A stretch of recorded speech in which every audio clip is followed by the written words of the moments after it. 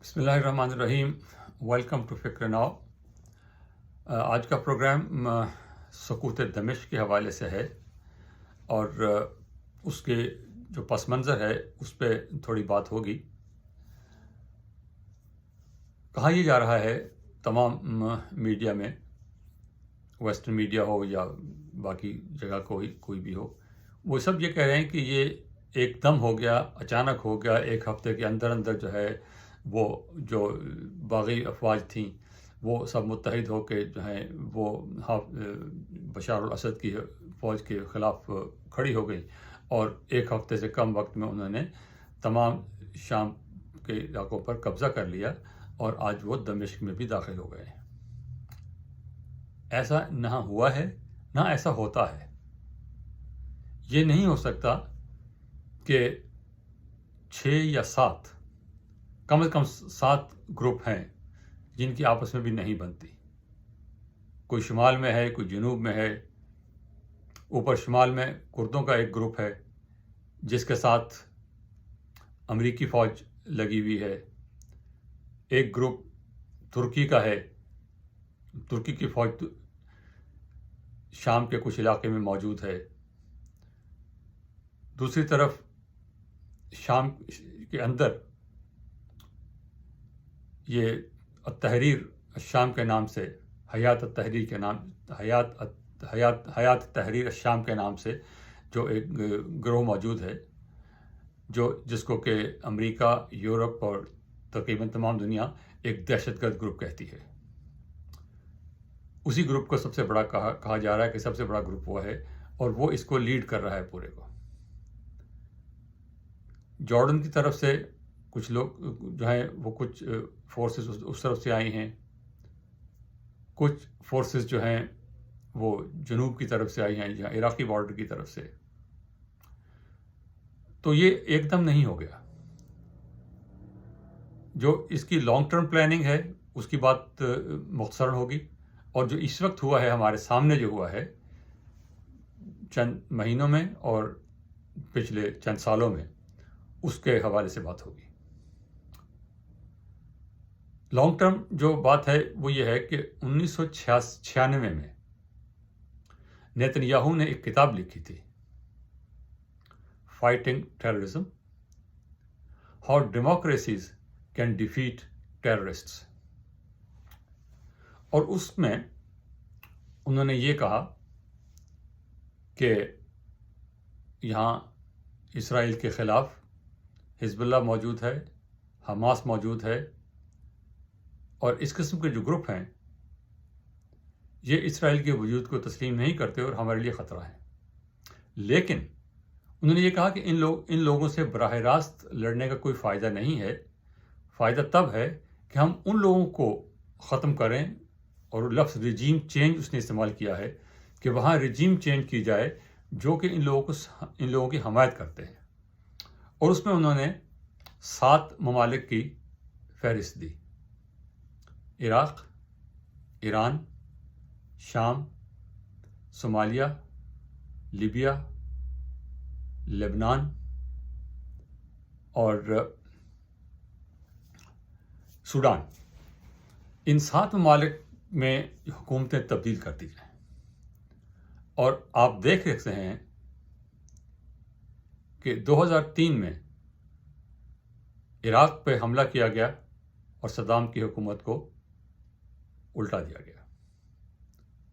सद्दाम हुसैन के साथ कोई हमदर्दी नहीं है, वो एक जाबिर डिक्टेटर था, लेकिन जिस वजह से उसको हटाया गया वो वजह वो नहीं थी कि वो जाबिर डिक्टेटर था।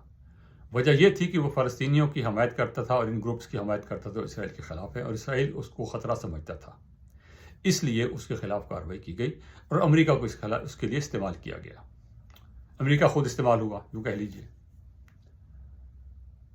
उसके बाद फिर आपने देखा कि अरब स्प्रिंग के नाम से जो हंगामा शुरू हुआ, उसमें बहुत से पहलू हैं, सारे यही नहीं हैं। उसमें लीबिया को ख़त्म किया गया, लेबनान में मुसलसल खाना जंगी की सूरत रही, और उसके बाद सोमालिया को बिल्कुल जो है वो तबाह कर दिया गया, वहाँ कोई हुकूमत ही नहीं है। یمن کی بھی یہی حالت ہے، اور شام میں بھی یہی حالت تھی. اور عراق کے بعد اگلا جو ایک قدم تھا وہ اس وقت یہی تھا کہ شام پہ اقدام کیا جائے گا امریکہ کی طرف سے. لیکن یہ توقع نہیں تھی کہ وہاں پر جو ہے وہ اس قدر شدید مخالفت شروع ہو جائے گی اور ایک انسرجنسی شروع ہو جائے گی جس کی وجہ سے امریکہ جو وہاں سے نکلنا مشکل ہو جائے گا. اور امریکہ کے بالکل توقعات کے خلاف وہاں پر وہ انسرجنسی شروع ہوئی. امریکہ جو ہے وہ وہاں سے بمشکل اس کو اپنے آپ سے نکال سکا اپنے آپ کو. اور بلکہ اس کا نتیجہ یہ نکلا کہ ایران بلکہ طاقتور ہو گیا اور عراق کے اندر جو حکومت بنی وہ ایران کی حمایت سے بنی. تو اس کا نتیجہ الٹا نکلا. شام میں بھی یہی کچھ ہوا. 2011 میں وہاں پر پہلی دفعہ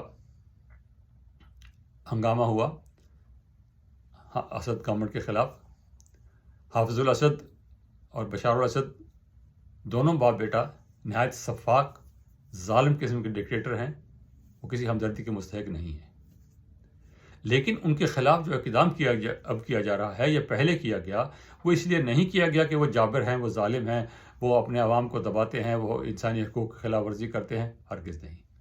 ان کے خلاف اس وقت بھی اسی لیے کارروائی کی گئی تھی کہ وہ اسرائیل کے لیے خطرہ ہے.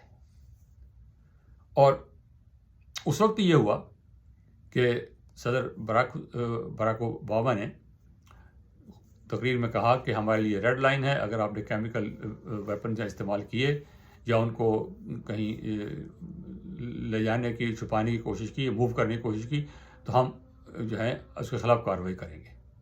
تاہم امریکہ کارروائی نہیں کر سکا کیونکہ عراق میں بری طرح پھنس چکے تھے.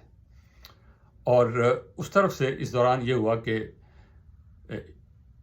ایران کی طرف سے بہت بڑی کمک پہنچی اور پاکستان اور افغانستان سے بہت سے نوجوان مذہب کے نام پر کہ ہم بی بی زینب کا جو مزار ہے اس کو بچانے جا رہے ہیں، بی بی زینب کی عزت کو بچانے جا رہے ہیں، اور وہ ان نعروں کے چکر میں آ کر وہ لوگ یہاں آ کے لڑتے رہے.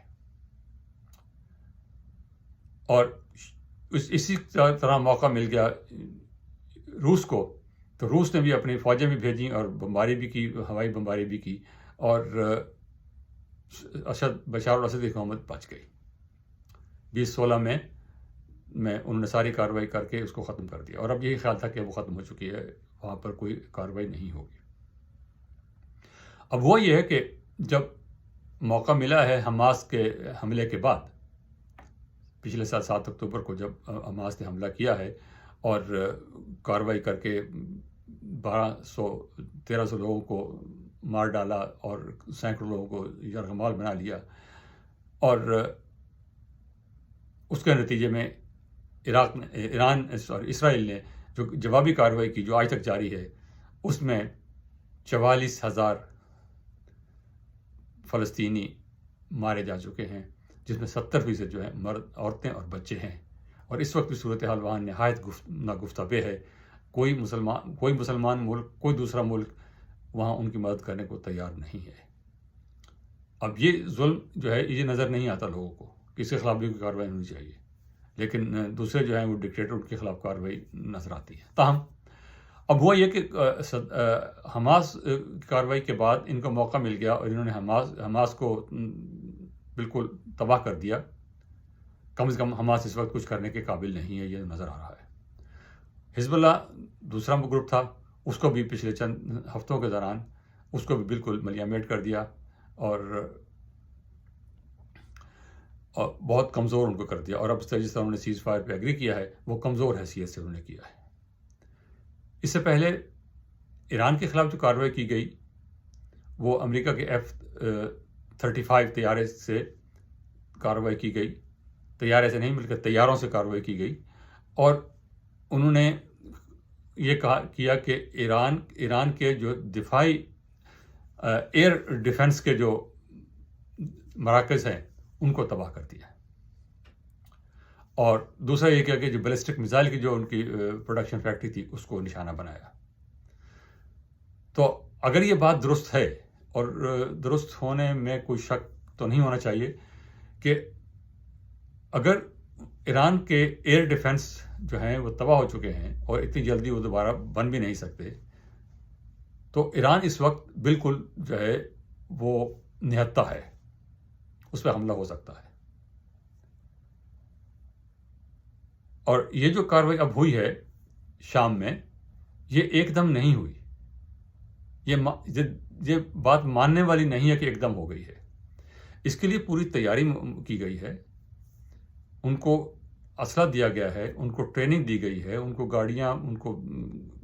گاڑیوں کے لاجسٹکس جو ہیں، گاڑیوں چلانے کے لیے جو تیل پٹرول چاہیے ہوتا ہے وہ سب کچھ ان کو دیا گیا ہے. اور ایک کوآرڈینیٹڈ موو کی گئی ہے. کس طرح کی گئی ہے یہ اب آنے والا وقت بتائے گا، کس نے کی ہے، کیسے ہوا ہے اور ایک دم یہ کیسے ہو گیا. لیکن جو نظر آ رہا ہے وہ یہ ہے کہ بشار الاسد کی حکومت جو ہے وہ ختم ہو گئی ہے. ایران وہاں سے نکل گیا ہے اور اسرائیل کے راستہ صاف ہے. اب توقع یہ کی جا رہی ہے کہ اگلا نشانہ ایران ہوگا. تاہم امریکہ کا اس وقت تک بھی اور صدر ٹرمپ کے آنے کے بعد بھی ایسا امکان نہیں ہے کہ امریکہ جو ہے براہ راست ایران پر حملہ کرے گا. اگرچہ نیتنیاہو یہ بار بار کہہ چکے ہیں اور اسرائیل کی جو ہارڈ لائنر ہے وہ یہ کہہ چکے ہیں کہ امریکہ کو اس پہ حملہ کرنا چاہیے ایران پر، اور اس کی جو گورنمنٹ ہے اس کو ختم کرنا چاہیے کیونکہ یہ بڑی ظالم گورنمنٹ ہے. لیکن کیا امریکہ کرے گا ایسا؟ یہ اب دیکھنے کی بات ہے. فی الحال اس وقت تک ایسا ہوتا نظر نہیں آتا. اور اسرائیل کیوں چاہتا ہے کہ امریکہ حملہ کرے؟ کیونکہ اسرائیل کے پاس اتنی فوج، اتنے وسائل نہیں ہے کہ وہ ایران کو جو اتنی دور ہے اس سے 3 ممالک اس کے درمیان میں آتے ہیں اور بہت طویل فاصلہ ہے، اور ایران بہت بڑا ملک ہے. آبادی کے لحاظ سے، رقبے کے لحاظ سے وہ بہت بڑا ملک ہے.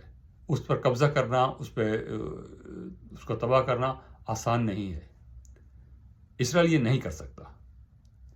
ایون آپ یہ دیکھ لیں کہ جو باقی جہاں کارروائیاں ہوئی ہیں اسرائیل نے جہاں کی ہیں، ایران کے خلاف جو کارروائی ایران نے اس نے کی ہے وہ امریکہ کی حمایت سے کی ہیں. امریکہ نے فل سپورٹ کی ہے. امریکہ نے ان کو پیٹریٹ میزائل دیے ہیں، اور جب ایران نے جوابی حملہ کیا ہے تو امریکہ نے ان کے ایران کے جو ہیں میزائل وہ مار گرائے ہیں. تو اس لیے یہ چاہتا ہے کہ ایران پہ حملہ کرے، ایران پہ امریکہ حملہ کرے اور اس کو ختم کرے. اور جو 7 ممالک کی جو فہرست دی گئی تھی اس میں ایران اب آخری ملک ہے. باقی 6 کے 6 جو ہیں وہ تباہ ہو چکے ہیں. ان کو آپ دیکھ لیجئے. لیبیا، وہاں خانہ جنگی کی صورت ہے. وہ بالکل 2 حکومتیں وہاں بنی ہوئی ہیں اور اس کی کوئی حیثیت نہیں ہے. کوئی نہیں جانتا کس کی حکومت ہے، کہاں کس کی حکومت ہے، کتنا علاقہ کس کے پاس ہے، کتنی جگہ کس کے پاس ہے، کون کس کا حمایتی ہے. اس کے بعد لبنان کی صورتحال آپ کے سامنے ہے. وہاں پر کتنی بری حالت ہے. اسرائیل نے ابھی حملہ کر کے مار کے اس کا جو ہے وہ بیروت کے جو ہے تمام علاقے تباہ کر دیے ہیں. اور خود حزب اللہ کی جو کارروائیاں تھیں اس کی وجہ سے بھی لبنان میں کافی ڈیسٹیبلائزیشن تھی. اس کے بعد عراق سب سے پہلے تباہ ہوا. سوڈان کا برا حال ہے. وہاں آپ دیکھ لیں خانہ جنگی کی صورتحال جاری ہے سوڈان میں بھی. اس کے بعد صومالیہ، وہاں بھی خانہ جنگی ہو رہی ہے. یمن میں کوئی حکومت نہیں ہے، کوئی قابل ذکر حکومت نہیں ہے جو پورے یمن کو چلا سکے. تو اب صرف ایران رہ گیا ہے. ایران کے خلاف کارروائی ہوگی نہیں ہوگی یہ اب دیکھنے کی بات ہے. اور اب بات یہاں پہ ختم کرتے ہیں، اور اب دیکھنا یہ ہے کہ آگے حکومت اسرائیل کی اور امریکہ کی آنے والی حکومت جو ہے وہ کیا کارروائی کرتی ہے. بہت شکریہ. خدا حافظ.